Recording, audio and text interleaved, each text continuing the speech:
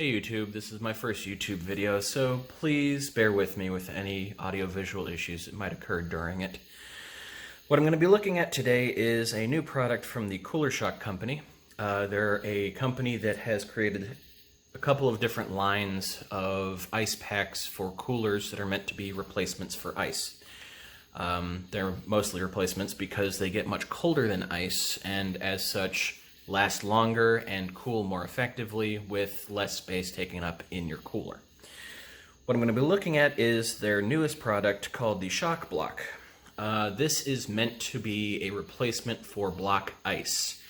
Anybody that's looked into filling out a large cooler has often seen the debate between block ice versus ice cubes.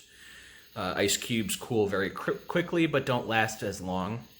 Ice blocks have a lot of mass and a lot of cooling potential, but take up the least amount of space for that size.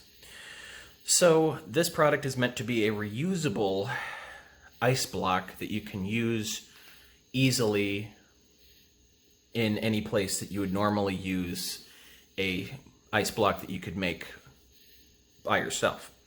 So I'm going to go ahead and go through this package. This is how it comes from the company. Just quickly open it up here. Okay.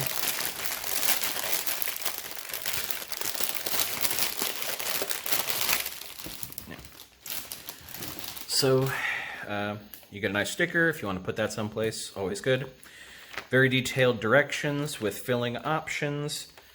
Information about the different about prepping the block to be used, as well as the temperature, when you should be using it, and how you can evaluate the temperature as it's being used.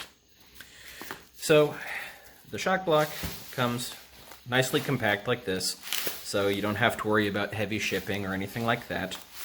It's made out of number 4 LDPE food grade plastic, so you don't have to worry about BPA or anything like that.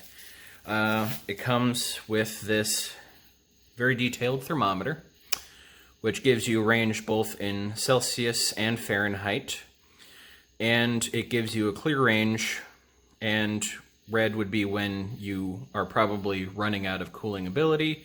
Green is the standard operating temperature that you'd probably expect most of the time, and blue would be your indicator for how cold it can absolutely get. Now, you have two different filling options with this product. You can either add 6 quarts to it or 7 quarts, both of which end up with a very heavy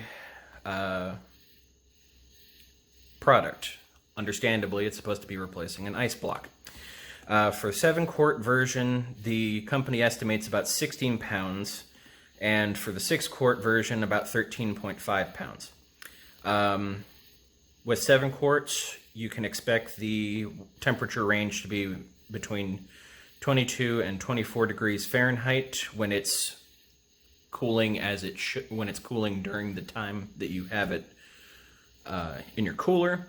For the 6 quarts, because the concentration of this material in here that you're diluting in water is actually higher, you end up with an operating temperature of about 20 to 22 degrees Fahrenheit.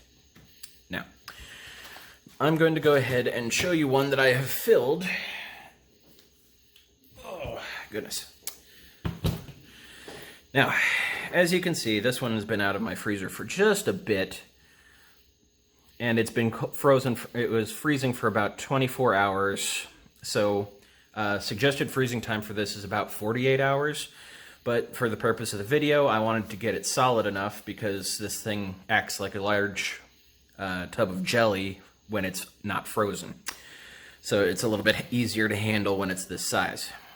So this is the fully filled version. As you can see, it's highly effective at taking the humidity out of the air and turning it into ice crystals on the outside.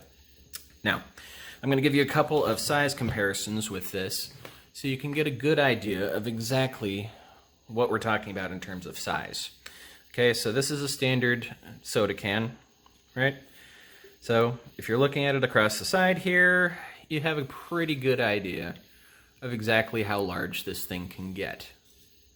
Okay, and this is the maximum size that it can be. All right. So you have a pretty good idea of exactly how large it gets and what you can expect to deal with in terms of weight. If you don't have a freezer that can handle this size, I would suggest not approaching this product. It is very, very large. It is also very heavy. It has a handle here, but I would suggest supporting it on the bottom with your other hand at all times. When you're filling this, the best thing you can do is try and get as much air out of it as possible. As you can see just by looking at the handle here, you're not going to get all of it out. Trust me, I tried for a good 15 minutes trying to get all of the air completely out of this, but the handle here and the spout here are pretty much at the same level at the top, so even if you can get all the air out of here, when you're trying to flatten this out so you can effectively put the thermometer in, it will just suck. It will have air go in and then up into the top point here. So if you want to try, go for it, but I wouldn't suggest losing a lot of sleep over it. Now, in the next video I'm going to be putting this product through its paces. I've got several tests and applications that I want to see how effective it can be in those situations. One is in a standard, off-the-shelf cooler, nothing really special, nothing high-end. And I'll test this when it's fully frozen, and test it in that cooler scenario, and see how long it lasts. It's an extremely cold product at the moment. I mean, even after just 24 hours, it's sitting at about 22 degrees. For the initial freeze before you want to use it, you probably want it to get it down to about 0 degrees Fahrenheit. That's the temperature they suggest, and what you probably should shoot for if you can.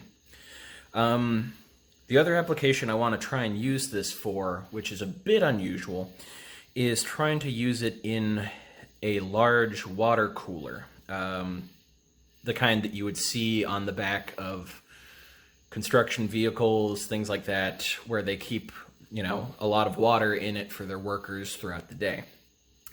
Because I think this would be an excellent method, if it works, to have a reusable cooling method for that container and possibly cut out the cost of adding a bunch of ice to those containers over and over again.